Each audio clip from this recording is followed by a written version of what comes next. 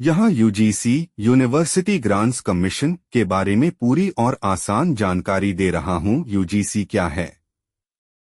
UGC university grants commission Bharat सरकार की एक वैधानिक संस्था है जो देश में उच्च शिक्षा हायर एजुकेशन की गुणवत्ता, मान्यता और वित्तीय सहायता को नियंत्रित करती है।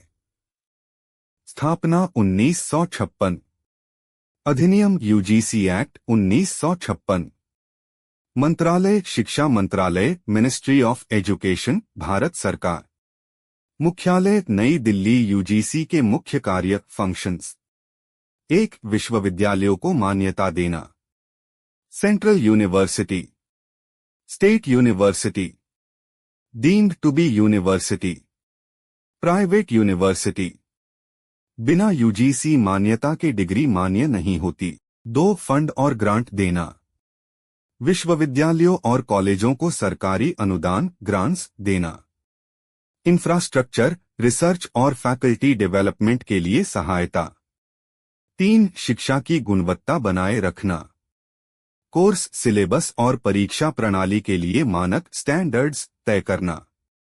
टीचिंग और रिसर्च की क्वालिटी सुधारना। 4. शिक्षक योग्यता तय करना। NET national eligibility test. Assistant professor JRF के लिए नियम। शिक्षकों की न्यूनतम योग्यता PhD नेट आदि।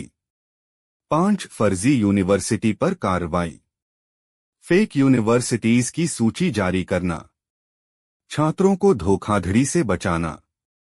यूजीसी द्वारा मान्य डिग्रियां। यूजीसी इन डिग्रियों को मान्यता देता है: BA, BSc, BCom, MA, MSc, MCom, BTech बटा B, MBA बटा MCA। PhD डिग्री तभी वैध होगी जब यूनिवर्सिटी यूजीसी से मान्य हो, कोर्स यूजीसी नियमों के अनुसार हो। यूजीसी और अन्य संस्थाओं में अंतर। UGC versus AICTE। UGC university और डिग्री को मान्यता। AICTE तकनीकी कोर्स, इंजीनियरिंग, MBA, MCA आदि। यूजीसी वर्सेस नाक। यूजीसी मान्यता और नियम। नाक कॉलेज यूनिवर्सिटी की ग्रेडिंग A++, A+ आदि। यूजीसी नेट क्या है? परीक्षा यूजीसी नेट। उद्देश्य असिस्टेंट प्रोफेसर बनने के लिए। JRF जूनियर रिसर्च फेलोशिप पाने के लिए।